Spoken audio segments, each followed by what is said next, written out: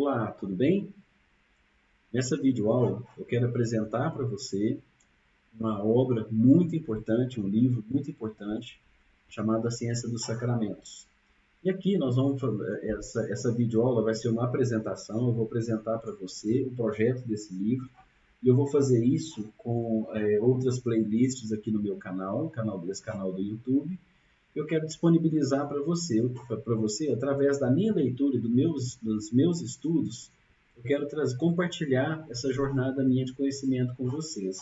Então, o propósito aqui não é um estudo aprofundado, não é uma videoaula formal, tá? Esse material é um material informal, é apenas uma forma que eu tenho para compartilhar com aqueles como eu são mais audiovisuais, né?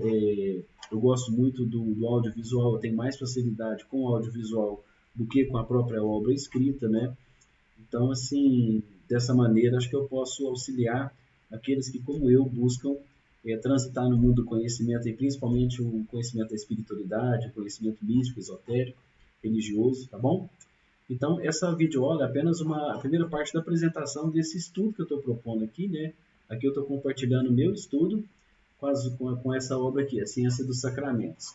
Então, eu vou fazer, como eu mostrei no começo, né? Essa é uma abordagem didática, mas ela é um resumo, uma maneira com a qual eu vou compartilhar com vocês o meu ponto de vista acerca dessa jornada de estudo com essa obra aí, tá bom?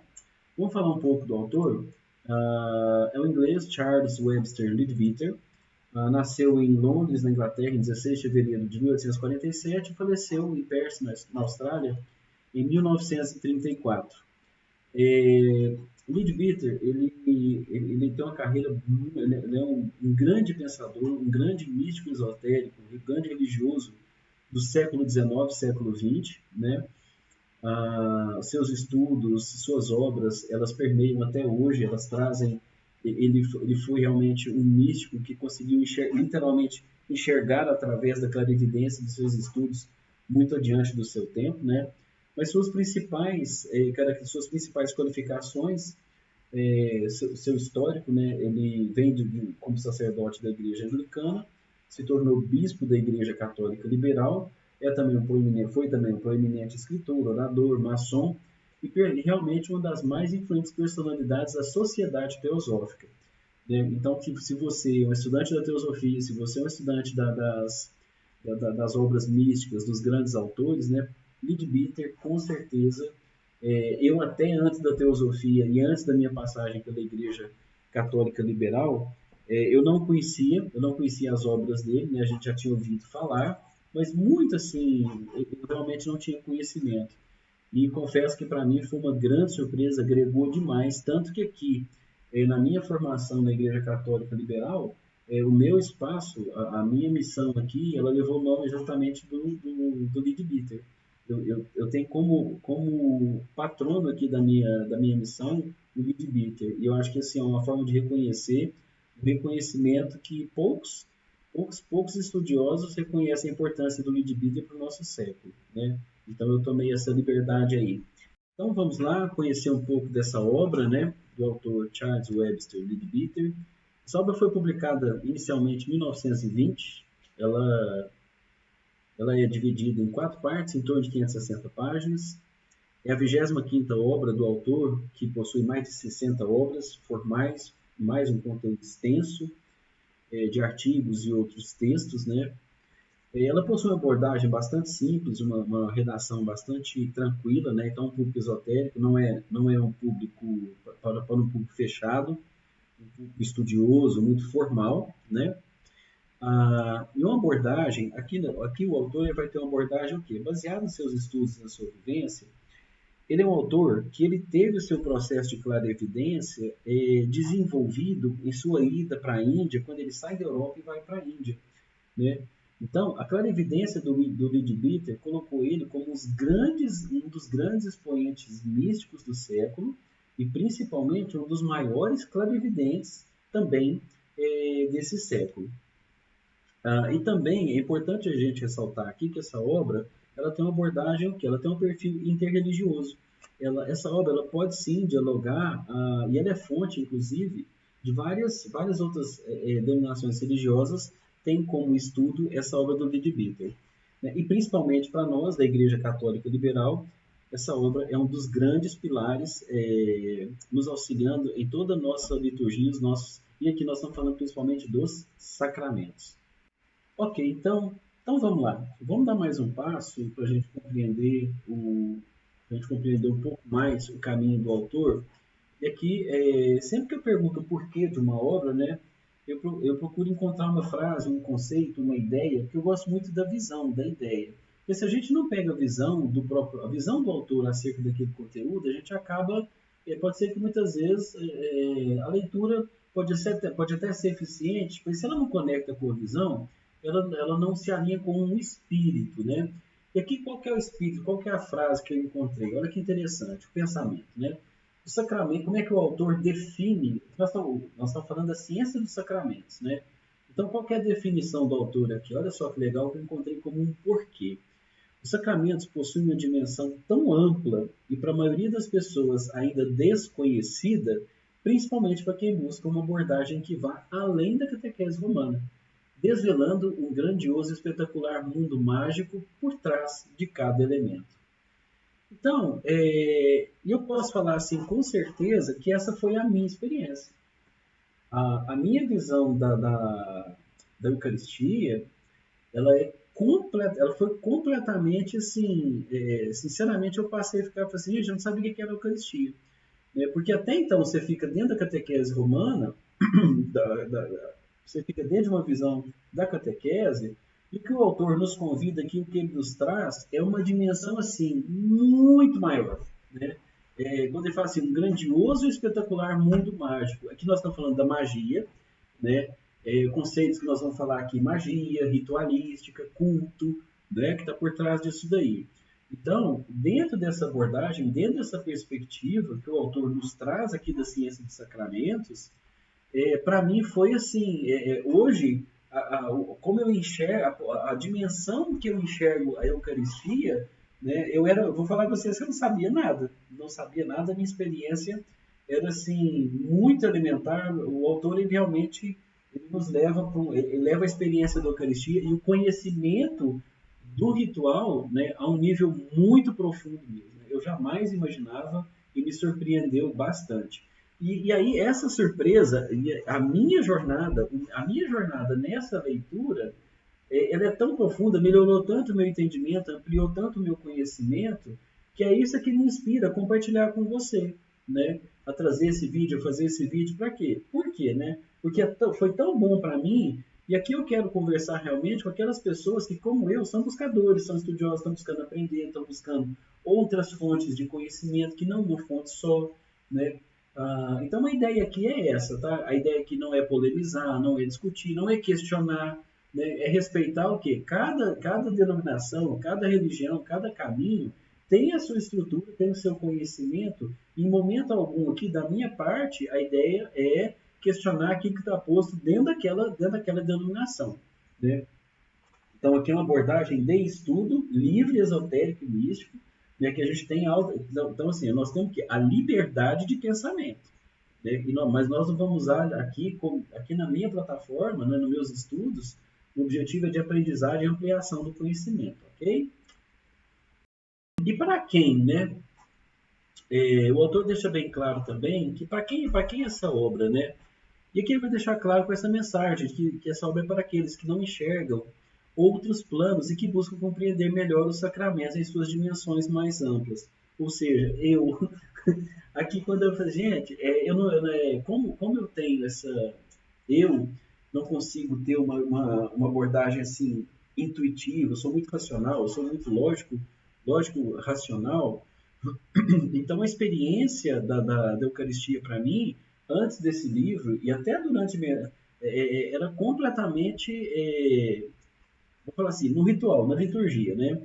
A partir da leitura e do estudo dessa obra, realmente, quando ele fala aqui, compreender melhor os sacramentos em suas dimensões mais amplas, realmente eu consegui, né? Então eu sou, né, para quem? Esse livro é para mim. E se você, assim como eu, né, procura enxergar os sacramentos, quer compreender os sacramentos com uma outra perspectiva, esse autor ele conseguiu me levar para essa outra, ele conseguiu cumprir tantos anos depois, mais de um século depois, eu consegui usufruir dessa leitura dele aqui, né? Então, olha como isso é importante e além do tempo e do espaço, né? Aqui no Brasil, mais de 100 anos depois, eu consigo ratificar que o autor realmente estava certo em sua premissa, né? Para quem ele construiu essa obra, né?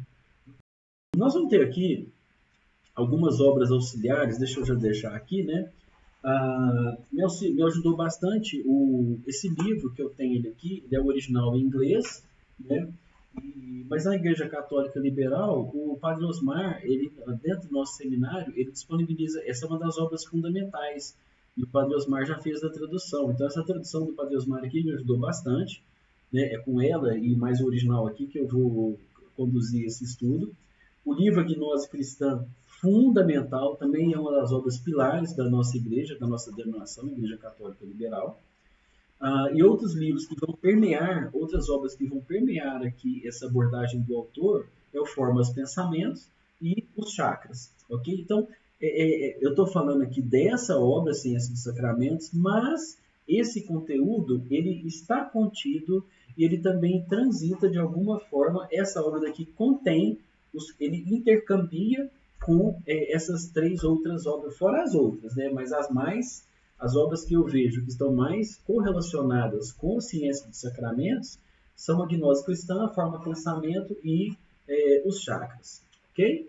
Então a gente viu já o autor, já conheceu um pouco mais da obra, já viu o porquê da obra, já viu para quem que essa obra é destinada, né? Já viu aspectos importantes e agora acho importante a gente ver alguns conceitos, né?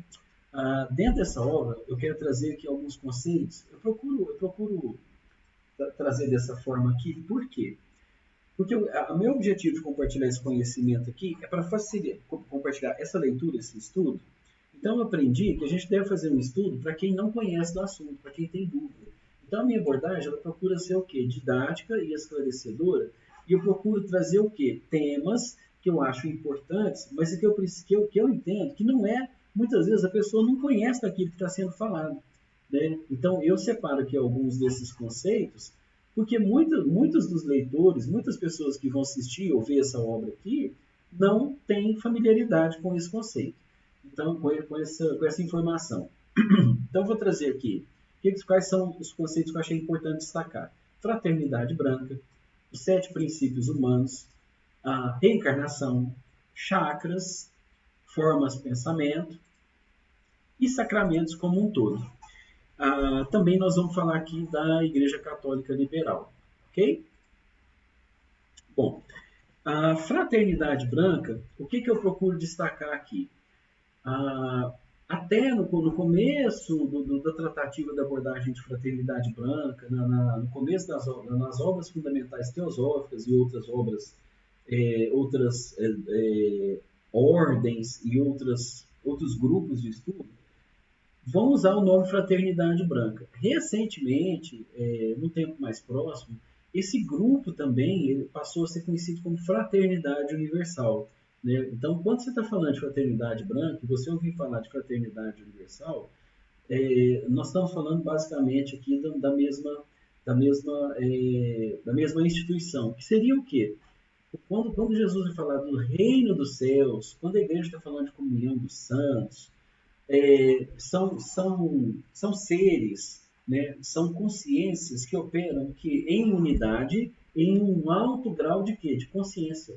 Ou seja, toda a consciência do planeta, tudo aquilo que rege, você vai ver também, você vai conhecer como 7 raios, né? Os grandes mestres da humanidade. Então, várias abordagens, várias linhas místicas, esotéricas e religiosas, né? Elas vão trazer esse conceito de fraternidade branca, né, os 7 raios, os grandes mestres, e ela vai tratar essencialmente o quê? Dessa consciência desse grupo de seres que já atingiram um grau tão grande de iluminação que eles passam o quê? A coordenar, né, o processo de evolução das almas aqui no planeta. Né? Então, ou seja, são coordenadores desse projeto Terra, desse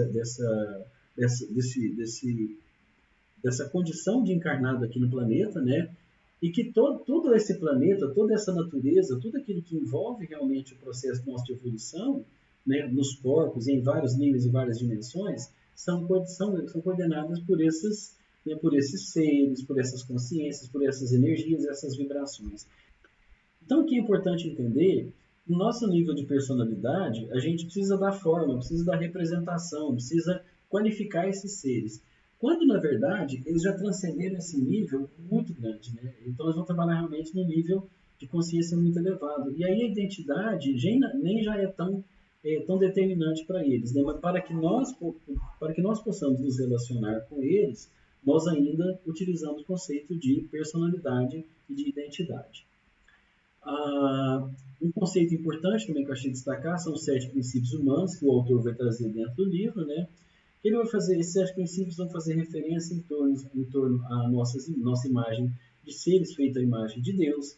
Esses 7 princípios vão trabalhar o quê? A forma da evolução humana, principalmente o conceito de descida à matéria, né? Ou seja, o ego, a mônada, ela vai fazer o movimento de descida na matéria para passar pela experiência, ou seja, o sacrifício da descida à matéria, né? Nós vamos ter conceitos como crucificação, o conceito da cruz, o conceito da encarnação, né? Enquanto realmente um sacrifício no qual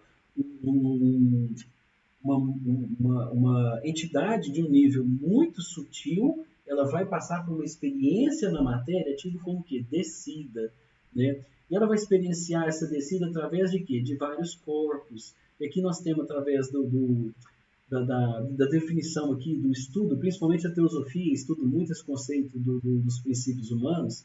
Nós vamos falar aqui na tríade, no quaternário, né? Ou seja, esses corpos, essas dimensões da experiência humana, e principalmente ela vai tratar o quê? Né? Os princípios humanos no nível da personalidade, e aqui o ego, com o E maiúsculo, né?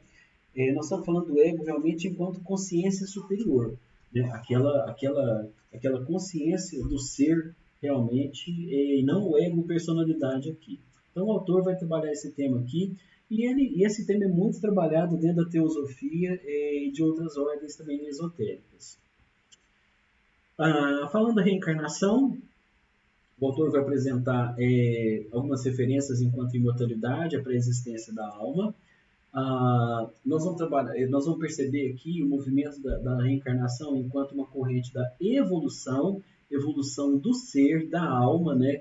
Então, a passagem pelo processo encarnatório no nosso planeta, na nossa dimensão, né? Ela faz parte de uma corrente evolutiva desse ser. E que encontra, dentro das doutrinas reencarnacionista ou encarnacionista, né?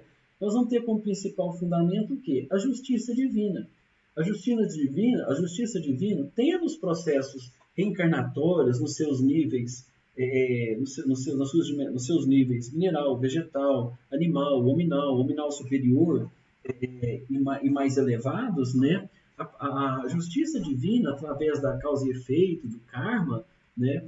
Ela se dá não no nível, e aqui nós vamos entender, ela vai explicar muito bem e tira a questão do pecado, né, enquanto punição, enquanto culpa, enquanto sofrimento. Então ela sai daquela visão, né, do degredo da humanidade que já nasce pecadora, do julgamento de um Deus que julga, e ele traz uma perspectiva reencarnação, as doutrinas reencarnacionistas, né, elas vão trazer um sistema inteligente, né, porque é um Deus que não precisa te vigiar, que não tem, você não vai, o que te salva, né, é a sua evolução, é o seu aprendizado. Né? Então eu vejo muita reencarnação, o sistema reencarnacionista, como uma escola. Para você citar o último objetivo de um estudante, se tornar um PhD, como é que ele começa? No jardim de infância, no maternal. Eu pergunto, aí nós vamos ver, uma criança que está no maternal, ela tem conhecimento para poder seguir adiante, ela tem estrutura cerebral, psicológica, mental para poder receber um tipo de conteúdo de um PhD, de um 8º ano? Não tem. Do ensino médio? Não tem. Então, à medida que a criança vai passando maternal, ensino básico, ensino elementar, fundamental, médio, ensino superior, pós-graduação, depois PhD, e ela vai atingir um nível mais alto. Né? Então, a reencarnação é esse processo que ela vai ter o quê? E aí, o que vai acontecer? Se você se você não passa de ano, dentro do conceito de estudante, né, de uma escola, se você não completa aquela matéria direito, o que vai acontecer? Você vai repetir de ano. Você vai ter que voltar para quê? Isso é punição? Você foi punido porque você faltou? Não, você tem a regra, né? Então tudo é muito bem esclarecido. E o sistema ele é inteligente para quê? Né? Para que você seja o autor do seu aprendizado e sua evolução. Né? Mas eu não vou ficar muito nesse tema aqui não, vamos dar mais um passinho aqui. Outro tema importante também que vai ser abordado, um conceito importante aqui, é o conceito dos chakras. Né? Para quem não conhece, os chakras estaria vinculado ao nosso corpo energético, né? Estaria acima do corpo físico, né? Organizando a nossa estrutura do corpo físico. E essa palavra chakra, né? Ela vem da linguagem sânscrita, que é uma linguagem muito antiga na Índia, né? Dos sábios antigos. Então, é possivelmente a linguagem mais antiga que se tem registro, né? Ela quer dizer roda, ou seja, são rodinhas energéticas que estão distribuídas aqui estruturalmente no nosso corpo etérico, né, no corpo energético, que organizam o nosso corpo físico. Né? Aqui está conhecido como duplo etérico. Né? E outro conceito muito importante, aqui é um dos conceitos pilares dos sacramentos, principalmente a Eucaristia, né? Está aqui na questão de formas, pensamento, que é aquilo que eu mostrei, inclusive, naquele livro do mesmo autor. Né?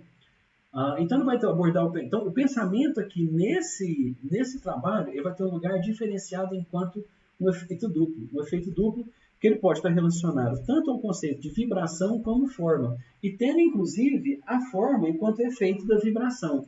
Né? Essa questão da forma pensamento, o autor vai trazer alguns princípios gerais. E principalmente dentro dos processos, bom, nós vamos ver muito dentro da Eucaristia. Nos outros sacramentos, é claro que isso faz parte. Né? Isso permeia toda a atividade humana. Mas no sacramento da Eucaristia, esses princípios são fundamentais. Ele vai mostrar que a qualidade do pensamento. Vocês estão vendo aqui alguns registros, né? Pinturas que foram feitas das obras, das experiências do próprio autor e de outros. Né? E o autor vai testar que a qualidade do pensamento vai determinar o quê? A cor da forma. A natureza do pensamento determina o quê? A natureza do pensamento vai determinar o quê? O tipo de forma. Você vai ter pensamentos ruins que vão trazer formas distorcidas, formas desestruturadas. Mas você vai ver que a natureza do pensamento vai trazer essencialmente o quê? Formas, cores e formas o quê? Harmônicas. Aqui é importante a gente ressaltar que aqui nós vamos ver um pouco também da relação com a geometria sagrada, com a beleza, né, com a arquitetura.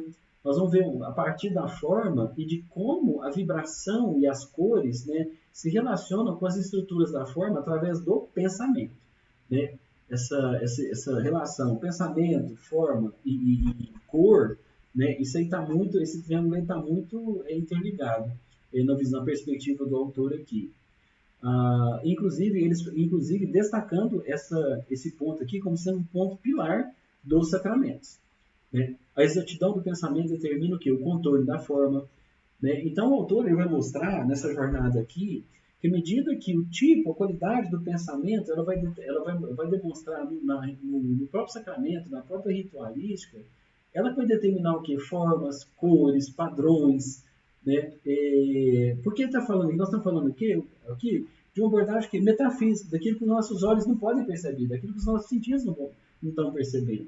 Né? Então, o autor está sendo muito cuidadoso aqui. Então, aqui nós estamos estudando os sacramentos sob um aspecto metafísico, ou seja, além daquilo que eu percebo com meus cinco sentidos. Né? Então, o autor está traduzindo para nós que não conseguimos ter visões, clarividência, ele foi muito feliz, ele está nos ajudando a enxergar dentro da ritualística, dentro dos sacramentos, aquilo que os nossos olhos não veem, né, que os nossos ouvidos não ouvem. Ok? Os sacramentos também, a definição, aqui eu acho importante também a gente trazer o quê? Definição de sacramento, né? Pelo catecismo, o autor traz uma das definições mais importantes, ele registra aqui, pelo catecismo da Igreja da Inglaterra, que é a origem da formação do autor, né? Ele vai explicar que é um sinal externo, então ele entende sacramento como? Ele nos traz uma explicação aqui que seria um sinal externo e visível de uma graça interior e espiritual dada a nós, conferida pelo próprio Cristo, como um meio pelo qual recebemos a mesma. e uma garantia para assegurar-nos disso. Ou seja, Cristo é tão bondoso, Jesus é tão bondoso em sua passagem, que a consolidação dos sacramentos são caminhos visíveis, são sinais pelos quais as suas bênçãos são oferecidas para o nosso benefício constante. Né? Então, são serviços, são registros tangíveis para que o céu, para que o sagrado possa se conectar conosco e com isso nós possamos realmente evoluir e receber as bênçãos desse plano superior. Né? O autor registra aqui que é um plano admirável e esplendidamente exitoso para acelerar a evolução do mundo pela frequente infusão de força espiritual. Né? Então, um dos pontos que me marcou muito a leitura e o estudo dessa obra, né, que me fez reinterpretar e ver, né, a Eucaristia, o sacramento de maneira diferente, ver no aspecto metafísico, mesmo não enxergando, mesmo não tendo visões clarividentes, né, desse mundo astral, desse plano espiritual, desse plano superior. Né? Então, como ele mostra aqui, para acelerar a evolução do mundo, pela frequente o quê? Efusão de força espiritual. Então, esse aqui é um ponto central, um ponto importantíssimo, que esses sacramentos eles vão movimentar energias de um plano superior, de um plano divino, e são pontes, são recursos do próprio Cristo que ele nos colocou à disposição, que transcende o tempo, o espaço e a forma. Né? Então, isso para mim foi assim, me auxiliou demais a melhorar o meu entendimento sobre os sacramentos. Bom, então seguindo aqui nos nossos conceitos importantes, né, nós não podemos deixar de mencionar aqui a Igreja Católica Liberal, né, que é uma organização que o autor fez parte, que é um dos principais fundadores dessa organização, né, um dos pilares fundamentais da Igreja Católica Liberal é o Monsenhor Leadbeater, né? E eu vou falar para vocês brevemente, né, pelo menos alguns conceitos da Igreja Católica Liberal. Se você não conhece, você pode vir a conhecer. O site dela é www.catolicaliberal.com.br aqui no Brasil. Tá? Passar algumas breves informações de conceitos, né? Que é uma igreja cristã, é uma comunidade de clérigos fiéis fundada em 1916, cuja sucessão apostólica válida e reconhecida deriva-se da Igreja Velho-Católica, Veterocatólica da Holanda. Né? Então, é uma igreja que vem, uma comunidade que ela se afasta da Igreja Veterocatólica Romana e segue seu caminho autônomo. Né? Não é obediência da Sé Romana e nem uma igreja protestante. Né? A Igreja Católica Liberal não está em nenhuma dessas duas extremidades, sendo ela autônoma e autogovernada. Isso aqui são só algumas informações fundamentais, está lá no site da Igreja Católica Liberal, tá? A Igreja Católica Liberal reconhece a existência da sabedoria divina, ou seja, a teosofia, né? Então, a Igreja Católica Liberal, mais do que uma teologia convencional, né, formal, racional, né, ela trabalha numa outra vertente mais intuitiva, mais subjetiva, em termos da sabedoria divina, que ela vai buscar junto a outras as fontes de conhecimento esotérico, conhecimento místico mais antigo da humanidade. Né? Então, a liberalidade dela vem dessa liberdade de pensamento, né? De busca realmente por outras fontes de conhecimento, e não uma teologia fechada, dogmática. Né? Então, aqui a liberdade de pensamento da Igreja Católica Liberal ela é um dos pilares, né? E ela acredita aí na preexistência da alma, de sua evolução por meio de manifestações cíclicas no mundo, regidas pela lei de harmonia e justiça divina. Então, aqui nós estamos vendo que esses conceitos eles estão o tempo todo entrelaçados de maneira organizada na obra do autor, em todas as suas obras. Né? E aí a Teosofia, a Igreja Católica Liberal e outras organizações pelo qual o autor e os seus outros pares transitaram, né, eles vão estar sempre referindo aí a esses mesmos fundamentos.